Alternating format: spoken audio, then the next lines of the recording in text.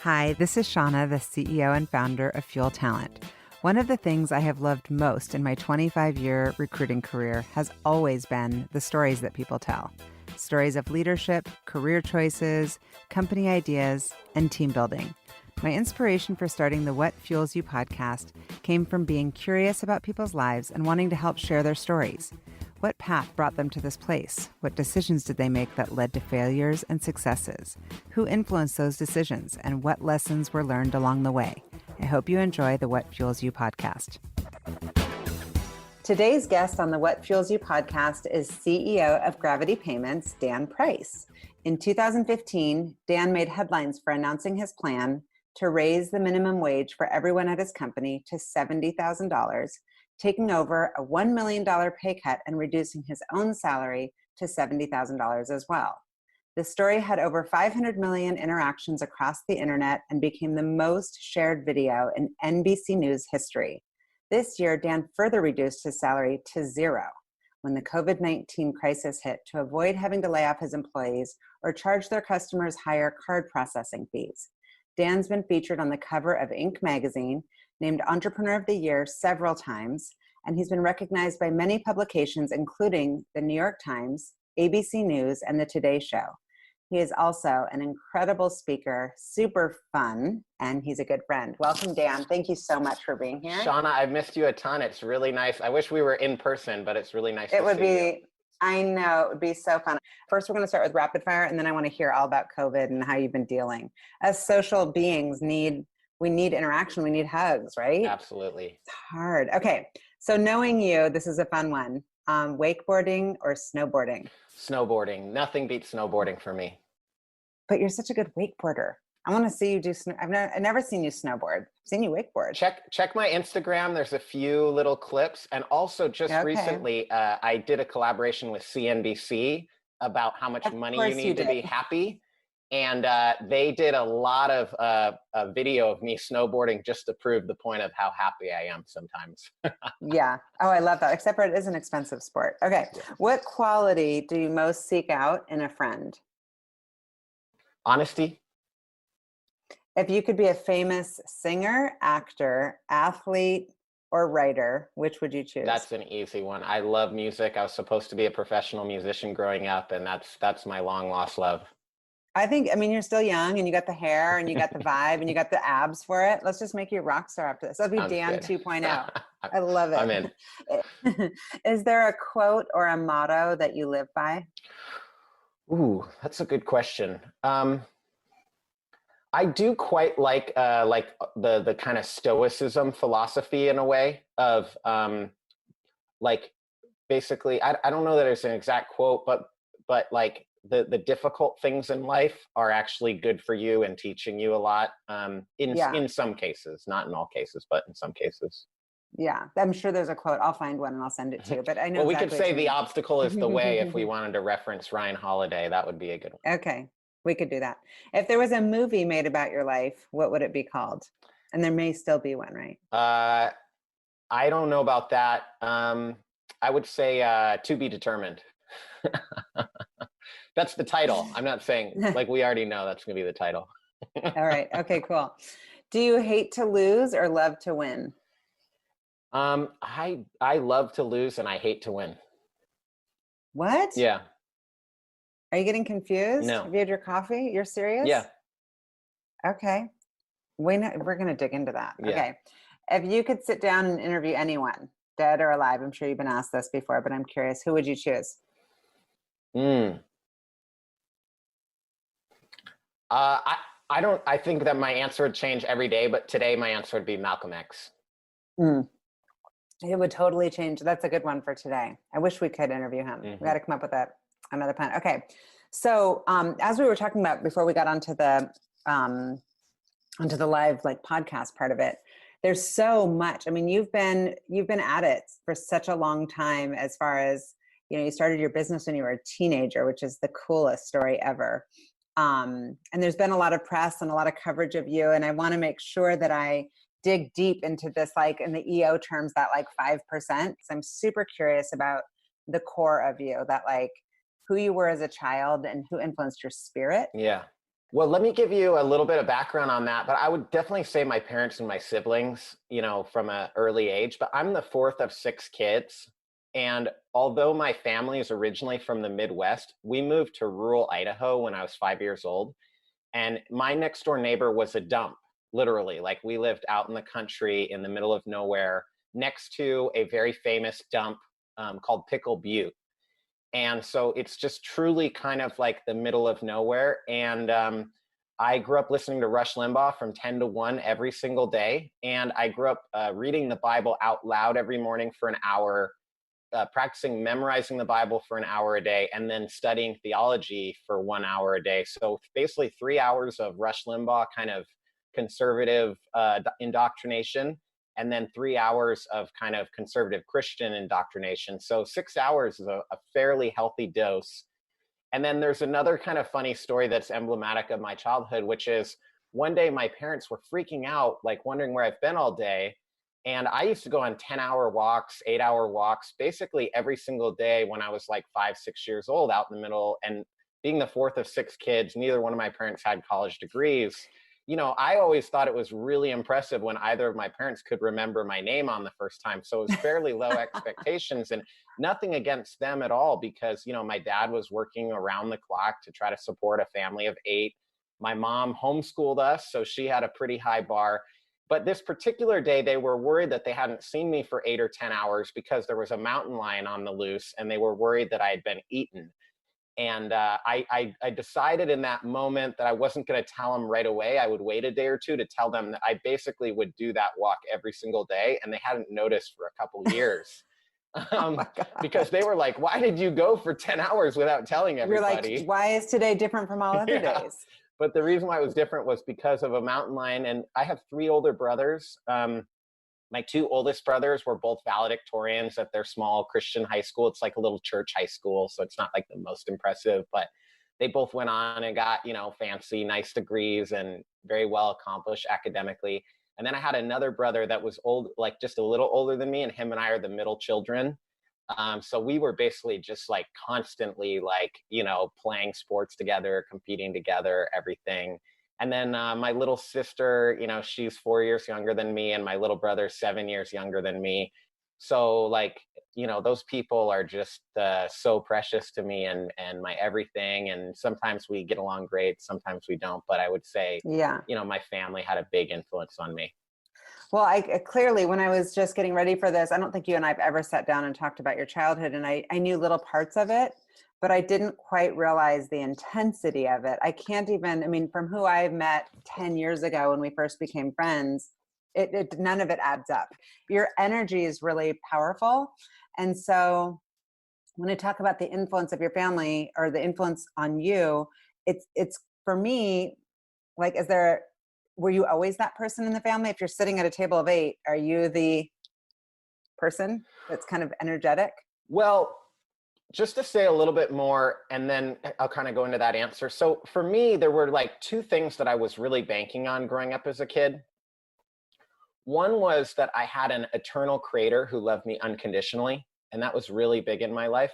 Um, and and the second one was that I would live forever. So those were like really nice things, and like like it gave me a sense of like basically security as a child to know those things or to feel those things were true. And then in terms of my family dynamic, what was really awesome was that my older brothers were much more mature and older than I was. And then my dad was constantly kind of like mentoring young people that were older than me. So I got a lot of exposure to like people that were older than me.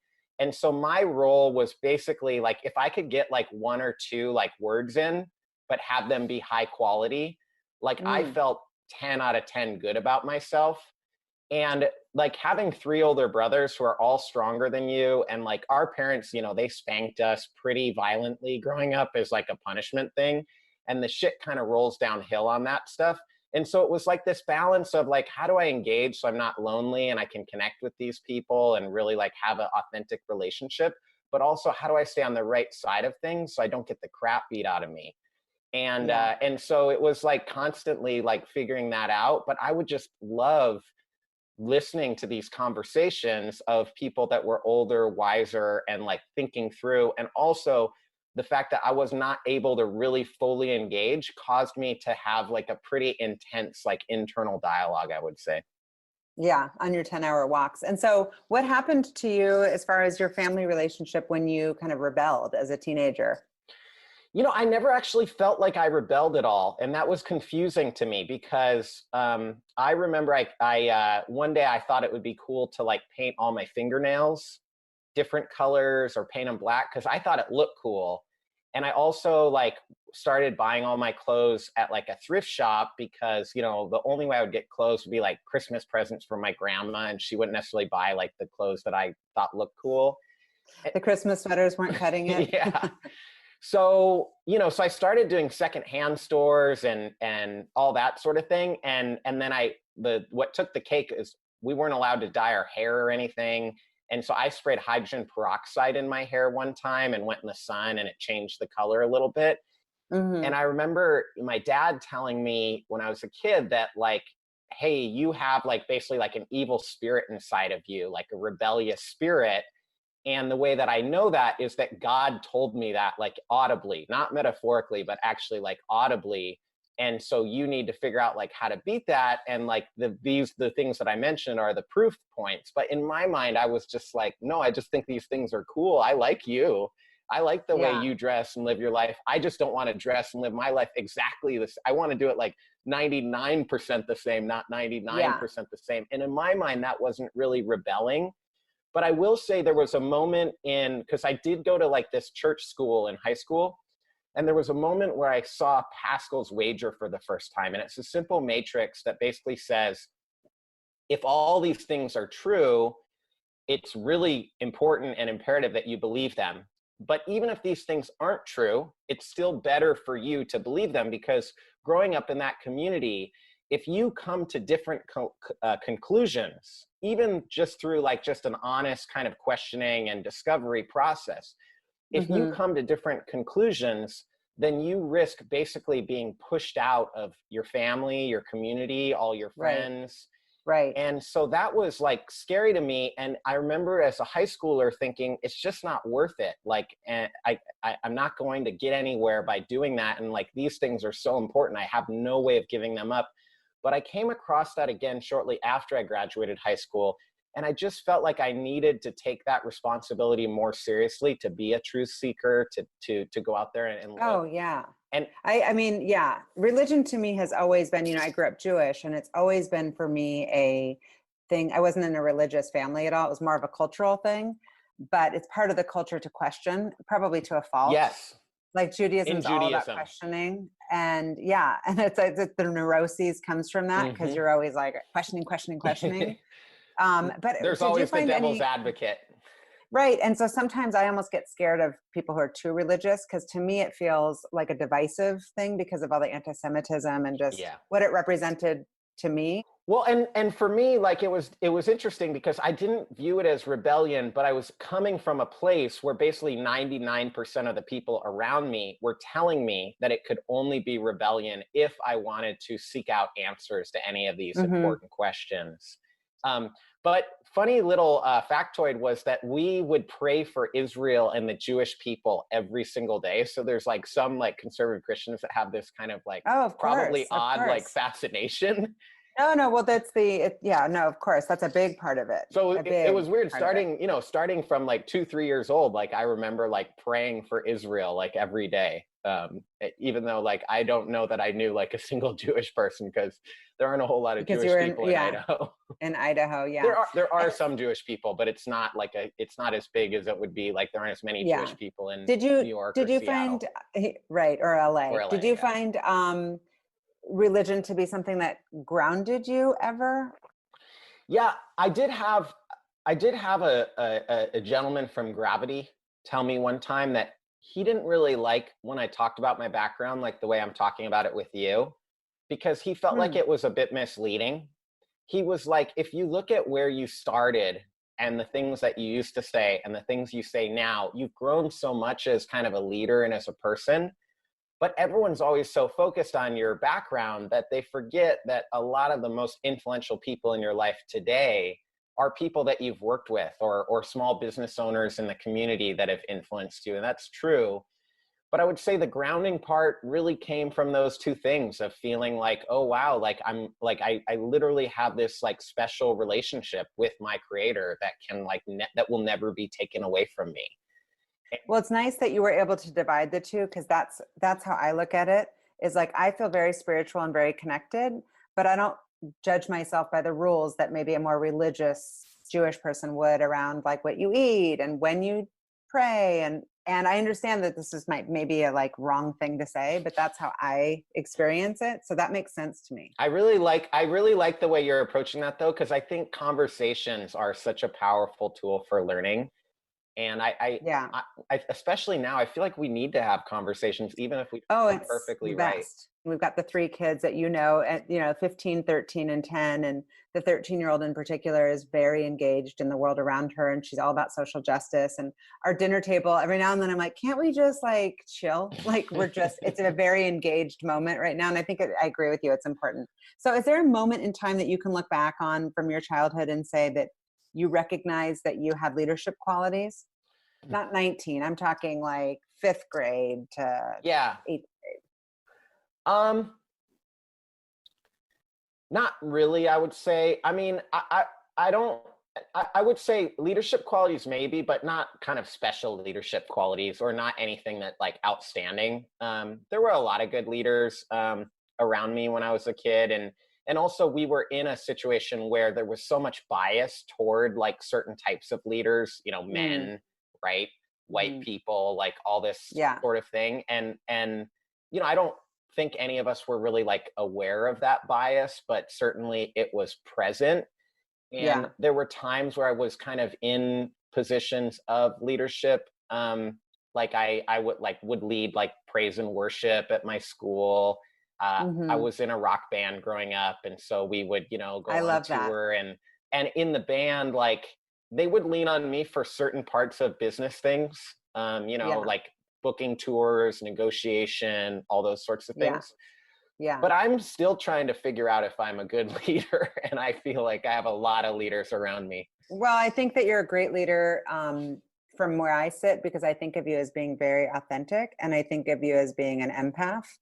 And I think those are good qualities in a leader, that you're transparent, you're open to feedback.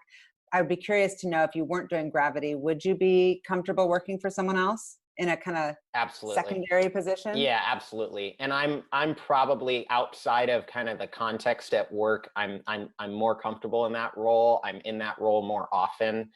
And then, oh, really? Yeah. In your like group of friends, and you're going on a trip, who are you in that trip? Are you planning it? Are you rallying the people? Are you researching where to go? Or are you just showing up and being fun? It's highly flexible, but I would say I'm more comfortable when I know for sure that I'm not doing too much. Yeah. And like different than your brother, who I know and really adore, as I know you do. I'm not that person. Like, I'm not that person that's gonna like kind of like be like that all the time, or feel comfortable. Like, he feels obviously very comfortable kind of in that role. And for me, there's a level of discomfort to the leadership role, or like the person that's kind of organizing and rallying, that like I kind of view it as like, what does the situation need more, as opposed to like, what do I want to do? But if I'm thinking like, what do I want to do? I like meditation. I like long walks. I like quiet, and I also like to, just have fun and play. Like, just playing is probably, so like, I would say at least those two things, like kind of quiet time and play, would be way ahead of leadership in terms of what I enjoy. Yeah, interesting. And so you started Gravity in high school, or like 19, I guess you're maybe in college. So in your dorm room, you started it with your brother. Did you guys have the idea and then say, hey, bud, let's do this together? Or how did that conversation first happen? So I was playing in a rock band when I was 17, and I was between my sophomore and junior year. And I started interacting with this coffee shop owner named Heather Hempel in Moxie Java in Caldwell, Idaho. And she she provided like an amazing venue for us as a band because we were underage, and so it was tricky. And she basically just let us use her space, and we could raise a bunch of money for like our recording projects or our tours by having acoustic cover shows at her space, because we always would just do like, we would never do covers, we'd always do our own shows, we always do like full-blown rock shows. But we needed to make more money. We didn't want to be doing a rock show once a week, so we said we'll do these acoustic cover shows, and we'll sit down so we feel some like separation between this and like our art in terms of what we're creating. And it was just, it would create like an amazing vibe and so much fun. And I just loved her, and she was so generous.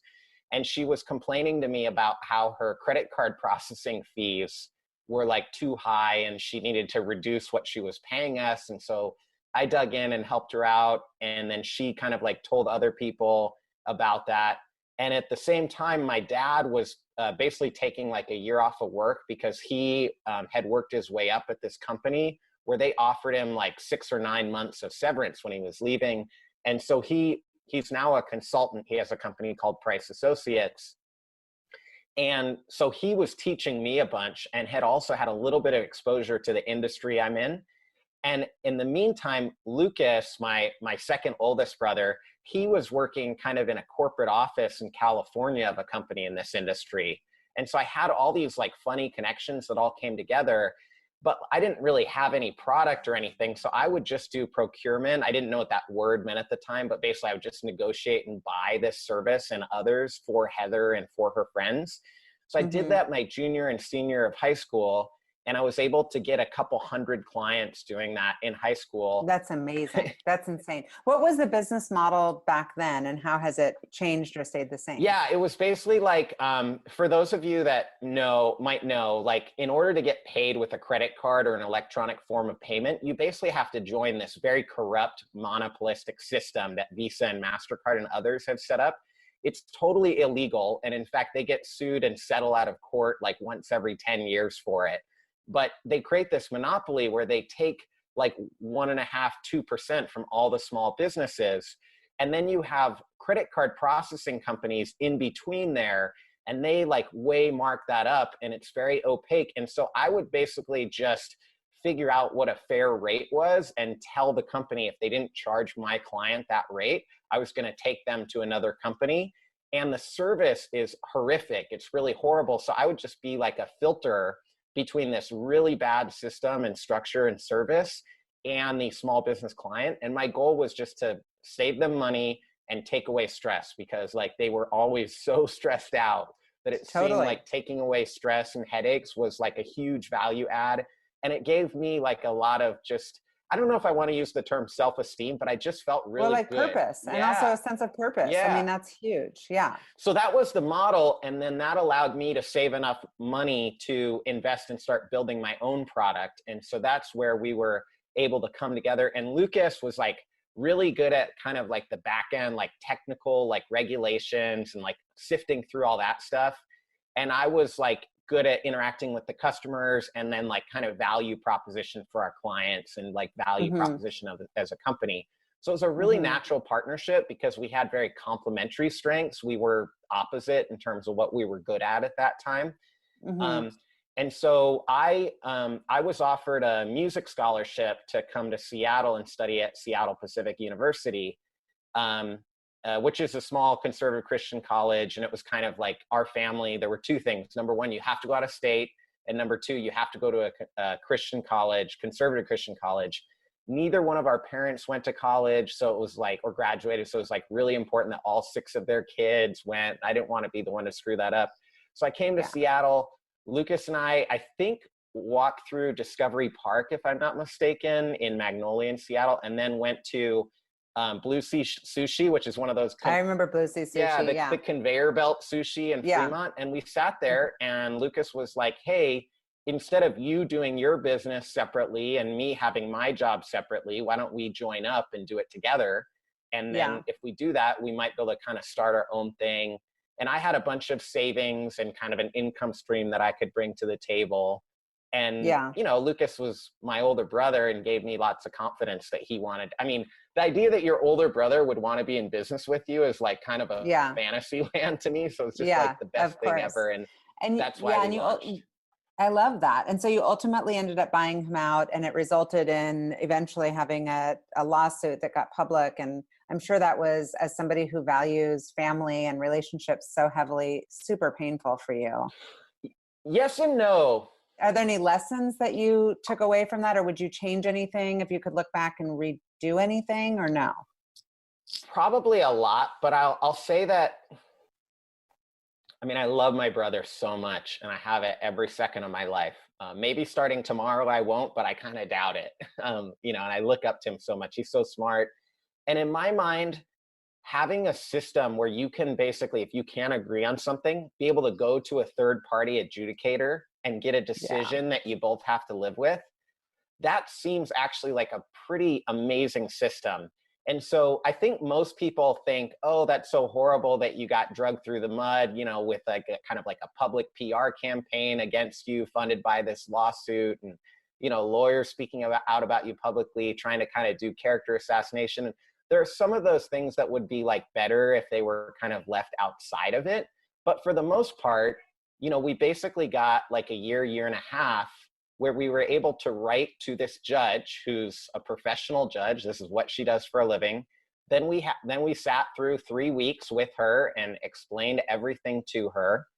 And then maybe like 2 months later, or a month after that, it's a little weird that they write you an email. I mean, I think the decision should be in court because it's so consequential. She tells us that she decided that I didn't do anything wrong, and I had not asked for anything. And I basically didn't want her to do anything for me, with one exception. I wanted all my attorney's fees covered because I didn't think that I should be there. Of course. And so so she said, we're like, all your attorney's fees are covered. This isn't going to cost you a penny.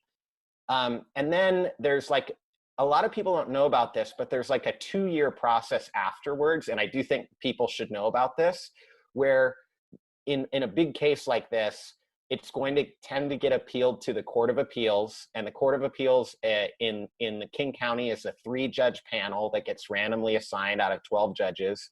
And all 3 judges unanimously said Dan didn't do anything wrong. He held the highest standards. And then there's another year process of the Supreme Court.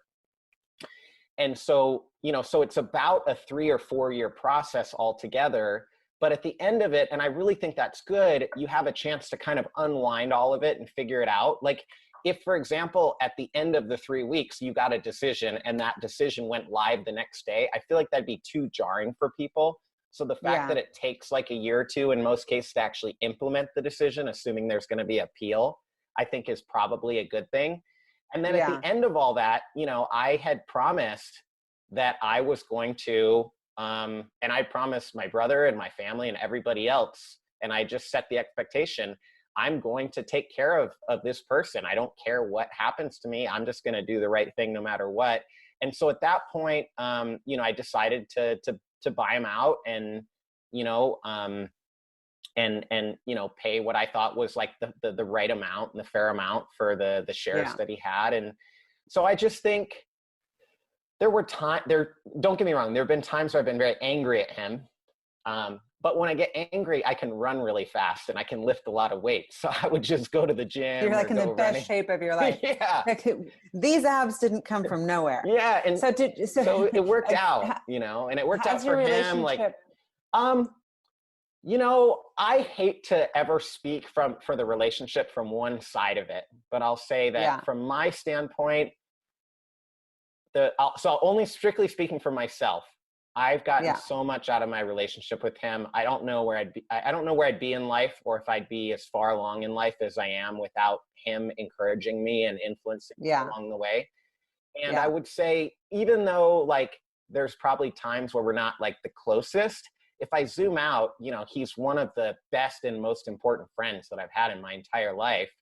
And that's amazing. And there's always periods of time. I mean, you and I, like, we haven't seen each other for months, but like, we could go through a period of time, the way we click, where we're like best friends for a year. And then we could go through a period of time where we don't see each other for a year. Yeah. And I feel you've like got that foundation. Yeah. Yeah, I agree. And so you've got really strong values that you've created at the company. Is that something that was super organic, that kind of came to be, the honesty, transparency, or did you sit down, had a seat at that table to create the values? Yeah, I mean, I would say it's evolving. And I personally think that we have a lot of room to grow in that. I don't think we're at a destination, but I will say that early on, my dad offered to sit down with me and Lucas and basically like just listen to us and document what we were saying about what our values were. And the founding documents of the company, for lack of a better term, that he like helped us put together, they put employees and clients ahead of shareholders or wealth kind of from the beginning. And that was a key point, because that's basically what the lawsuit was about, is are you allowed to do that or not? And like to have that in the founding documents was like very instructive, I think, to like third parties looking in. But then like evolving from that, I will say that we've grown quite a bit, because initially it was like this idea of like kind of like wealth creation for employees and clients. We wanted our customers, which are small businesses, to be able to kind of like have that. But I think now we're more into kind of the experience of what we do as opposed to the outcome of what we do. And I think we've made a shift to trying to value like the experience intrinsically, because, you know, it's true that like people in my industry will come to me and be like, hey, you know, if you just like shifted 2 or 3 things that you could do very easily, like you could be a billionaire like overnight. And it's like, yeah, but like, I don't know if the world needs another billionaire right now. And I'm having a lot of fun and I'm really enjoying what I'm doing. And even for me personally, I feel like that level of wealth and power for me would be toxic. And I don't want to be like this God figure, because like this senior executive, he just retired, but he's legendary in our industry, 45 years, retired Army colonel. And he came to me, he was like, Dan, you plus $1 billion will do way more good for the world than you plus gravity. Oh, interesting. And he's like, that's so interesting. He's like, for everything you care about, it will be better. Huh. And I was like, oh shit. And I thought about it and I was like, you know, maybe he's right. But then I thought about it and it's like, there's so much concentrated wealth that's creating philanthropy. And basically what I'm seeing, if I zoom out a little bit, is this system and cycle where business is shifting to kind of be about creating monopolies where you can act with impunity. I mean, if you think about even like going to a hotel, like all of a sudden we have resort fees where it's like a bait and switch and you get this really low rate, but then they add a resort fee.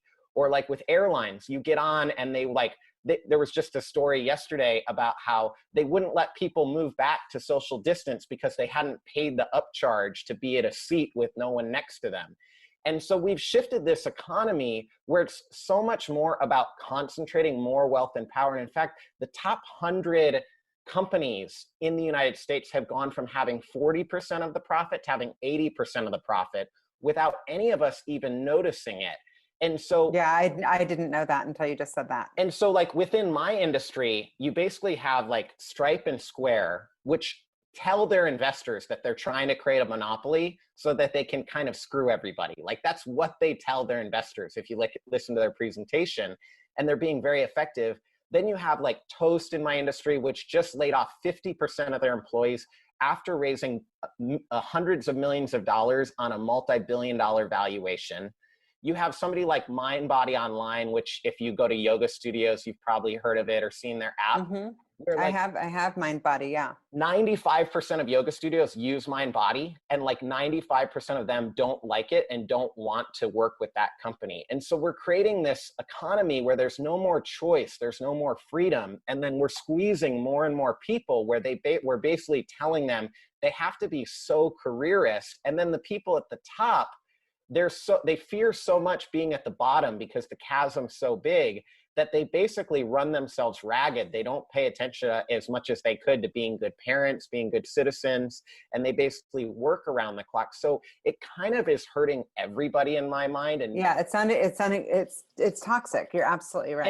And so I'm like, well, if we can just be the one company or one of some companies that are basically just fighting that system, I wonder, even though maybe I can't it's true, I can't play God and Jack Dorsey that founded Square when Andrew Yang, who was an interesting presidential candidate and says a lot of the things I say, when he was like, oh, I want to give direct grants to people and give money to people, you know, Jack Dorsey was like, great, I'll give you $5 million out of my $3 billion.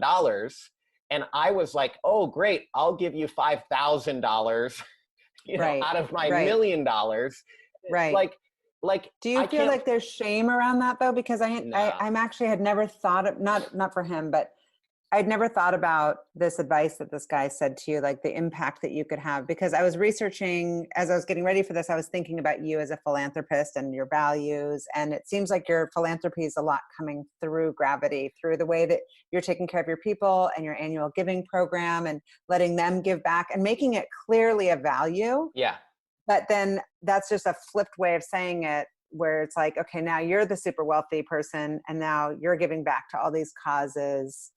Yeah, well, with your billions of dollars, that could make a huge impact. Well, and you know, if you think of like Purdue, whatever they are, the pharma company that had oxycodone, where they were, you know, like telling everybody that it's not addictive. The way it would work for me is if I kind of changed the way Gravity's run, or sold Gravity to another company that would change the way Gravity's run and monetize it fully. They would basically lay off a bunch of employees, use that as kind of like a power play to basically say to all the employees that are still there, you need to basically take whatever I'll give you and not complain, or you're going to join this other side. Then they would go to all of our client base, which we've been doing everything in our power to take away stress and protect them from these unfair practices. And they would go to that client base and they would raise all their prices and add all these hidden fees without telling them. Then they would go to all of our integrated software partners, because a huge part of our business, about 40%, is creating technology that goes inside of kind of SaaS products, so that SaaS company doesn't have to have a payments engineering team inside their company. And they would go to those companies, they would basically say, hey, you have a captive audience, you have a monopoly, like let's triple the rates that you're charging to all these small businesses. And those are the changes, those are the specific changes that would be required, and only those, to create this outcome. And so it's they're completely they're not in line with your values. It's antithetical to what we stand for, but at the same time, he's like, but like, look at all the good you could do. And from an ego standpoint, it's a very compelling message, and one that's really hard to overcome. Yeah, well, I think it's compelling what you're doing. And I mean, I remember in 2015 when you made the big leap and raised everybody, you know, you were considering their emotional well-being and thinking about them as human beings, and you raised them to 70,000 over time. And look at your revenues and what that did for the business and for the loyalty and the tenure of your team and all of it, and what your team has done back. I really think you got to stick with your gut. I'll say too, I think in 2015, I think I got way too much credit, and I feel strongly about that. Because how it actually went was different than how people reported. Yeah, tell me about that. I actually had that as my question. Yeah, people always ask me about my part of it, which makes sense because they're talking to me. They're not talking to somebody else. So like, I don't fault them for that. And I just answer questions when people ask me, but it's a little bit misleading because like there are certain questions that people don't ask me that are actually more revealing than the questions they do. So it's true that I was on a hike with my friend Valerie, who's did 2 tours in Iraq, who was in the army for 11 years, who's an incredible, inspirational person that no one could justify her not making a living wage. And it's true that I had read all those studies. And it's true that when I saw that, I was able to put 2 and 2 together and be like, wow, a third of the people that are building this company that I'm the founder and CEO of are making less than what Valerie's making. And that's clearly wrong. But what had happened before that was my first 1,000 clients, I was on a first name basis with the majority of them, and they had my cell phone number. People say $70,000 a year isn't scalable. Well, what's scalable about having the founder, having the cell phone personal relationship with every client? That's not possible. And so we have a team that basically joined that and was so passionate about solving this injustice, about small businesses shouldn't have to pay so much just to get paid when that, you know, it's clearly a racket. And they shouldn't have insult added to injury with bad service and offshoring everything and laying off all the employees that are supposed to support them. And so my team was so passionate about that. Our team, the people I worked with, they were so passionate about that, that they scaled something that people say is not scalable. And you still see it today in the company. And so we're a company that, like, our clients love working with us for the most part. Not that we've never made a mistake, but our clients know that we have their best interests in mind. And there are these kind of different, like, software monopolies and forcing mechanisms where maybe like a bank will say, hey, we're not going to give you this loan if you use Gravity. Or the software company like MindBody will say, we're not going to let you use Gravity. We're basically going to make it impossible by engineering Gravity out of it. And so you have all these reasons why people don't use Gravity. But at the same time, like, people that experience what it's like they know a difference, they see it. And that gives me so much joy and pride. And so it's like, how can it be fair that the people actually creating that shouldn't get like a living wage, shouldn't get a piece of that pie? Right. But you're not taking the credit. You're saying, well, it wasn't me. So then who was it? Was it sitting around a table?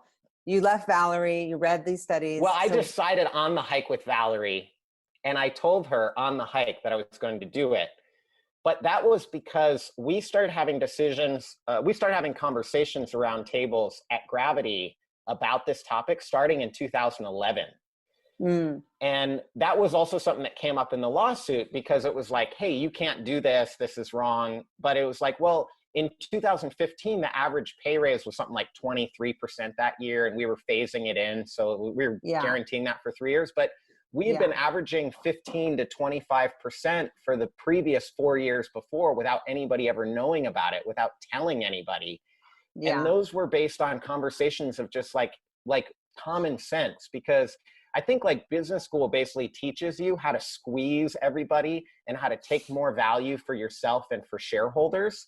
But like the kindergarten approach, like the things we learn in kindergarten, were basically about sharing, about fairness, all these things. So we just leaned into kind of the kindergarten approach to business a little bit. And I think it was compelling. I think it was inspiring for me. But I'll say, I don't think I should get credit for that. I think people, CEOs, leaders, shareholders that don't mandate that, I really do think there should be some shame there, because it truly is very unfair.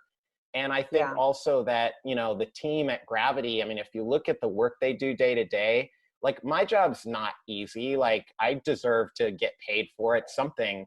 But I don't want to get into this trap where I think, oh, I'm going to make my life miserable by claiming that everything is on me and taking all the credit. Then I'm going to use that to justify taking all the money. And then, the shame around it. Yeah. So it's like, how do we stop that cycle that's hurting everybody? Yeah, I find you incredibly inspiring, as you know. So you received a lot of press, obviously, tons of recognition, but also some criticism. Are you a person, like, for me, I'm a people pleaser. I care deeply what people think about me. I'm working through it. Like, hopefully in my 50s, I won't care.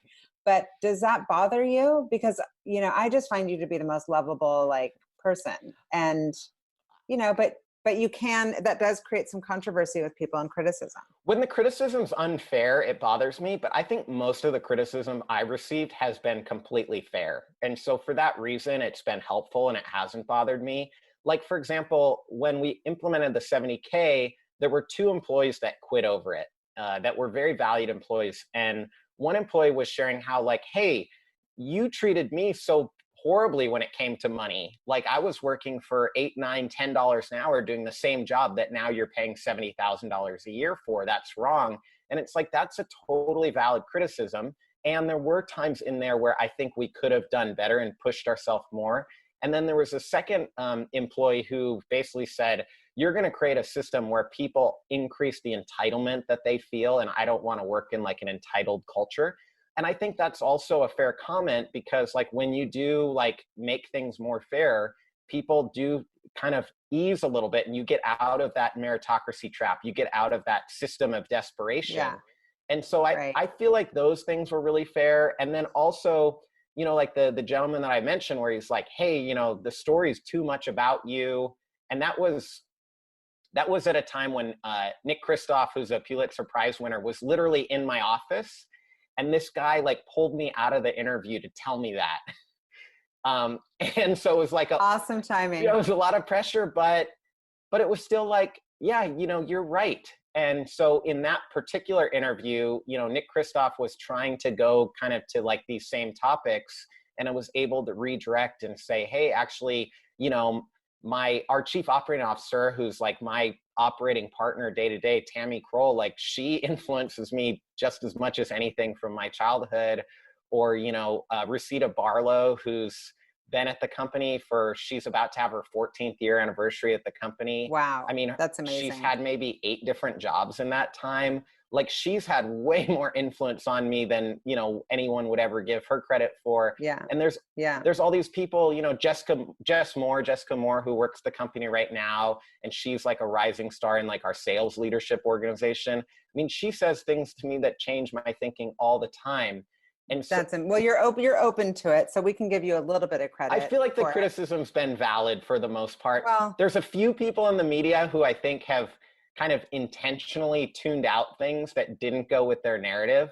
So those were times where it was like, okay, I didn't like that. But when I put that, I talked to a few of them about it, and I told them I thought it was unfair. And they were like, well, if you put it in the context of all the coverage you've received, very few people are reading my story, and most of them are reading the good stories about you. So it's still fair. And when they said that, I was like, yeah, that's true. And so you ended up writing your book, Worth It. Yeah. What was that process like for you? Did you enjoy that? I enjoyed it very much, but it was a long process, which I liked. And so in the summer of 2015, I think it was, I spoke at Aspen Ideas Festival. And there was a woman who was a senior editor at one of my favorite imprints, which is part of Penguin Random House, which is not one of my favorite companies. But she worked at Riverhead. And Riverhead is the publisher for Dan Pink's books, which really helped me, you know, Drive in particular, but all of his books have helped me. She also worked at the publisher at Riverhead, which did like Kite Runner. I mean, they've done just such amazing books that I was like, oh my goodness. And then I got to do it. Yeah. And then I was like, I always thought I would write a book when I was like 65 or 70, not when I'm 30. And so that was my main hang up. And she was maybe like the 20th person in the industry who had asked me to write a book. But it was the first one where she was like, okay. And she's my brother lives in Brooklyn, and she's my brother's neighbor, which I didn't know at the time. So the next time I went out and saw my brother, you know, I just like went to a park, went on a walk with her, and we totally hit it off. But then there was like a little blip where I started getting bad press, and they got scared, and Penguin Random House got scared. And so they kind of backed away from it. But at that point, I had written maybe 40,000 words of the book because I was so excited. And, you know, typical book is maybe 60,000 words or 80,000 words, somewhere in there. So I was already like 2/3 the way done. And all of a sudden I didn't have a publisher. So I'm like, okay, well, I've already kind of done the work, but like maybe there's like a better timing for it. So I'll kind of put this on the shelf. I ended up writing maybe like 100 or 150,000 words. And I worked with a couple different collaborators, but most of the words are just directly mine and my work. And so that's really cool. I don't know how you have time for all this, but it's impressive. It just flowed. But anyway, eventually I was like, you know what? Like, I don't really like the publishing industry. There's a lot of good that the publishing industry does, but the business part of it is not that great all the time. And so I was like, I just want to just publish it. So I just decided to just publish it on my own. And I'm really proud of it. I've gotten such good feedback. Like, multiple lawmakers have read it and reached out to me and said that open door if I want to like help them work on public policy law. That would you ever, I'm thinking during this, like Dan for president, would you ever run for office? No, I mean, I don't think I'm the right person. I think you would be much better than me. And so I would rather support somebody like you. That's sweet. That's never happening, but I think I should be like maybe like if there's 300 million people in the United States, I'd like to think I'm in the top half of qualifications, but I don't think I'm in the top 1%. Oh, geez. Well, you've had so many incredibly proud moments at Gravity. I loved the video where you were like crying, where your team gave you the Tesla. First of all, I like love that car. It's amazing. That's incredible. Highly recommend. And then through COVID, you know, the period of time, this crazy pandemic that we're in right now, your team has shown up again for you. Like, how has this period of time been for you through this pandemic? It's been really hard, honestly. It's been really, really hard. So just really quickly on the car, I mean, Yeah. clearly it's not about me. And clearly when you see that because it's like the people that I work with They're like crying too. Yeah, behind my back, organized. And by the way, not everybody that works at Gravity likes me, likes my personality, likes the way I carry myself. I think almost everybody, if not every single person at Gravity, is bought into to our shared mission, which they've contributed to. It doesn't come from me. And so I think when you see the unity, like I'm kind of a divisive person in the sense that if I have 10 friends, maybe like 5 of my friends love me and 5 of my friends are a little unsure. And that's true at work too. But I think the idea that we're talking about, like, so it's really not about me. I think it's about this moment in time in the world and what the world needs. But I'd just been through a lot. And so they gave me the car right after hearing that the lawsuit was going away and I was going to be done with all that. And so it was just really like emotional timing, amazing. But talking about the team a little bit more with the pandemic. So I'll give myself just a little bit of credit, which is at least I was kind of honest and forthright with everybody. So like in early March, our revenue tanked because our revenue is a function of small business revenue. And we always thought, well, with 20,000 small business clients in every industry, in every state in the United States, we have such a diverse revenue stream that, you know, we're not really going to be impacted the same way others would be. But all of a sudden, all small businesses just get really hit. The shift away from small businesses has just been horrific. And so we lose 55% of our revenue. And I got everybody on a Zoom call because we closed our office, you know, at late February, early March. And I got everybody on a Zoom call, and me and Tammy, our chief operating officer, just explained to everybody that we had lost over half of our revenue, that it looked like we were going to be losing, you know, $30,000 to $50,000 a day, up to $1.5 million, $1 to $1.5 million a month. And we had no idea of how we could overcome it. And I had called a few people that I trust to give me their honest opinion in the industry. And 100% of them said, just add a fee to all your merchant base, make it small, make it short term, add 50 or $100 a month. And if you have 20,000 clients and you add 50 bucks a month, you know, that gives you your $1 million shortfall right there. And they won't leave you over it. You're still charging way less than anybody else is. So they really have no option to leave you. And then maybe do like a 10 or 20% layoff, and you're going to be sustainable and good to go. And so I basically just explained to the team that those were the two options so far that people had told me about. Wasn't going to do either one. And the first idea that came from the team, which we didn't end up doing, was let's have a democratic solution. If we're going to do something like that, let's vote on it. And let's make sure that we get 70, 80% of the people voting yes to anything we do. But then other people said we have so much diversity at the company, in the sense that we have a lot of people who are parents now they don't have childcare because the kids are out of school. We have people at the company who their partner just lost their job. So they went from double income to single income. And then we have other people at the company. There was one guy that raised his hand that was like, you know what? My wife makes 3 times as much money as I do. So he's like, I'm fine with whatever. Like, he's like, I don't need to make anything. And so somebody said, why don't we just have it just be a voluntary, let's like open up a public spreadsheet, but keep all the names anonymous. We'll all just have a number assigned to our name, and we'll say what pay cut we want and what additional job responsibilities we can take on. And wow, I heard that idea, and I was like, no way. Well, I was like, no way. I was like, it's not going to work. I mean, it sounds good, but like, someone brought it up, just like some random in a company meeting, publicly. Oh my gosh. And then everyone was like, let's try it, because I think everybody was thinking what I was thinking, which is it's not going to work, but it doesn't hurt to at least try it, because it's the least violent option available to us. Oh my gosh. Wait, and at that moment you had 3-5 months runway. Like, yeah, where were you in that range? And the goal that people had kind of coalesced around was trying to get it to 10 to 12 months, from 3 to 5 months.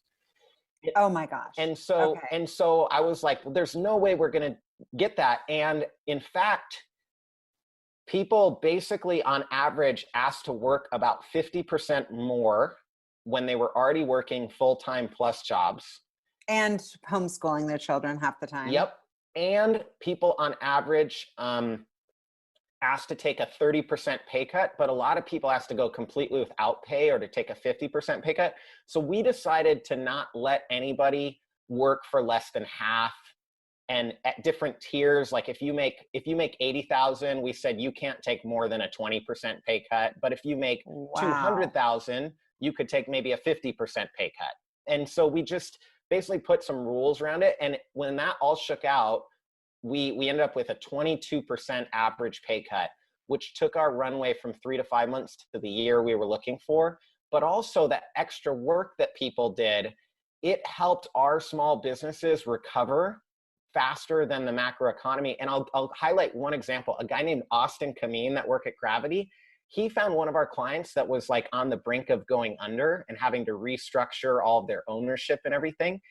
And restaurants are targeted by Uber Eats, by OpenTable. Like OpenTable will buy a restaurant's name on Google and then sell those customers, that restaurant's customers, back to them that they already had.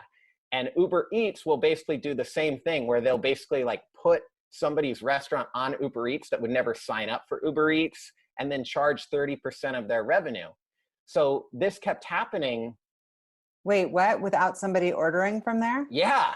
Yeah, it's really unbelievable. And this is the level of, because if you think about it, if 80% of all new wealth is going to the top 1% every year, and all of those people want kind of like really good returns on their money, plus you have all the investors that want to get paid top dollar and all the executives that you want to get paid top dollar between the investor and the actual work, that's a lot of money that you have to make. And the only way to do it is to highly leverage a company, to take all of the profit of the company and give it to shareholders and executives, or to create a monopoly. And so they're trying to create this monopoly where they can basically just elbow out everybody out of the entire economy, and they have so much money fueling that. So one of our team members, Austin Kameen, he noticed this, and for 5 weekends during the worst part of the pandemic, he put on a mask and PPE, and for zero pay at all, he started doing Uber delivery for our client for free, not with Uber, just ordering on their website for free. He gave up 5 weekends of his life. What? And so our team just basically said, like, how can we save, if we can just save one more small business or save one more job of somebody working at a small business, like that'll be worth it. And so we have signed up new customers and helped our customers recover at a higher rate during the pandemic than at any time before. So our team's productivity has doubled with decreased pay and work from home. And in many cases, like teams got like 2 days notice or 3 days notice that they're going to be able to work from home. And we didn't skip a beat. And so these are the, this is incredible. These are the things that give me hope, because if I look at our competitors, their funding is doubling and tripling every year, and our funding's not going up at all. So our disadvantage financially and also just strategically, and they're building all of this like crazy engineering into their code and into the permanent economic infrastructure so that they can own the railways, and we always have to pay them a tax. And it's just impossible seemingly to fight against it. But these are the moments where it's like we actually have a chance. Wow. But if you look at it, it's like, okay, how much of that was me as a leader? Very little. Well, I'm curious as a recruiter. I'm super curious as a recruiter how you vet for like fit or, you know, attributes, because it sounds like, and I'm sure not everybody's like, is his name Austin? I'm sure Austin Kameen. I'm sure not everyone's like Austin, but it sounds like you've got some real gems in there who are living your values beyond times like 100. And how do you vet that in an interview? I don't know. I have made, I think, 1 or 2 hiring decisions in the past 4 or 5 years. So I sit in if I'm asked to, but I'm asked to very rarely. And so But it permeates throughout, I'm assuming, because everybody must just know it when you see it, kind of thing. Well, I wonder if the whole business leader thing is a bit of a fallacy, and I don't know the answer to this, but I sometimes wonder if maybe people are actually pretty good in general, and that leaders have such big egos that they think of themselves as these like inspirational, motivational leaders, but they're actually hurting everybody's motivation more than they're helping it. And I wonder if this behavior is actually kind of like normal given the circumstances, if people are not being squeezed and demotivated by their leaders, by their companies, by their executives. And also, you know, it's interesting because right now in Seattle, you have all these tech companies where the leaders are really phenomenal. I mean, Jeff Bezos is one of the best in the history of the world at what he does, right? And you could point to so many others, but where are they taking the ship? Jeff Bezos has said his winnings, these are his words, not mine, his winnings are so big that he has no way to spend them. And so because of that, he needs to do space travel. And at the same time, people in his factories are literally dying because he doesn't want to make the investment to give them PPE or pay them a living wage or pay them hazard pay. And so he's an amazing leader in his tactical ability, in his ability to inspire and organize and collect people. And everybody working at Amazon, like in Seattle at the corporate headquarters, feels like it's so great. But like, I wonder how much our leaders, myself included, are kind of like inspiring us to a dystopian future that's worse for all of us, as opposed to, and so like somebody like Austin's an example of like, almost like somebody who's self-led, where you take the leader away and you kind of see like, I trust Austin more than I trust Jeff Bezos. Yeah, that totally makes sense to me. Wow. Dan, I mean, I've always been, just as you know, like number one, maybe not, I don't know about number one fan. Clearly you've got a lot of fans, and I also know I'm running out of time, but I just have to ask you real quick, what's happening in the personal life? Who are you like quarantining with, and how's your mental health through all this? It's been good, but it's been tough. The political situation has been hard on my family because while there are no people in my family who are kind of like totally on the other team, there's obviously like a bit of a spectrum. And I hate the fact that there's even teams right now, because I think that I think that these problems that I'm talking about, they affect all of us negatively, or most of us. And yeah, like I understand, like, because I'm in YPO, I'm in all these CEO circles where the most important thing politically is just low taxes, you know, like lower my taxes and anything else you want to do is fine. But that's been tough kind of like from a family personal situation, because it is such a divisive time, and frankly, unnecessarily divisive, because, you know, I think that the injustices that are, you know, perpetuated against Black people, against people that are not compensated fairly, against so many other people in different situations, frontline workers being undervalued, I think they're really hurting all of us. And I'm feeling really compelled to speak out, but I know that it makes people in my family feel really uncomfortable around me. And that's been difficult. And so, you know, it's something that we're working through. And that's got to feel a little lonely. And I'm sorry to hear that, because I think that we could, like you said in the beginning of our chat, like it just helps us all grow, even if everyone's uncomfortable. Yeah, but it's been hard. I lost my dog too, and he's like been my best friend for the last 10 years. I got him when he was 7. So he was an old man, and he had a good life. And so I'm trying to appreciate that, but he's been kind of my rock through like thick and thin. And so as hard as the pandemic's been for me mentally and emotionally, like he really helped me through the first couple months, and then I lost him. I'm so sorry. He was such a gifted person. Like I think he was part poodle, and I guess some dogs can sense cortisol or other kind of chemicals that your body excretions. And so he would always come and comfort me when I was stressed and everything. But I feel like you got to get a new dog. We have a Labradoodle, so that part doodle, part lab. I swear my dog is human. Yeah. But no, they're human. Almost superhuman in certain ways. Superhuman. Yeah. And they go, my dog will go to the kids' room or to the person's room in the house who's struggling. the dog feels the energy and knows where she's needed. Yeah. Oh, I'm sorry to hear that. We're going to get you a new dog. That's our next move. I miss my Mikey for sure. Oh, well, I'm sending you huge hugs. There's so much else I want to talk to you about, and I know how busy you are. So I'm really grateful that you made the time. Of course. And I can't wait to see you soon. My ultimate question that I ask everyone on the podcast is, what fuels you? What fuels Dan Price? I think just, whatever work needs to be done is what fuels me. So just trying to look at things as, obviously I'm not objective, but trying to be as objective as possible and just seeing what needs to be done. It just feels good to do it. Yeah. Well, you're doing so much. And I wish we had more leaders like you.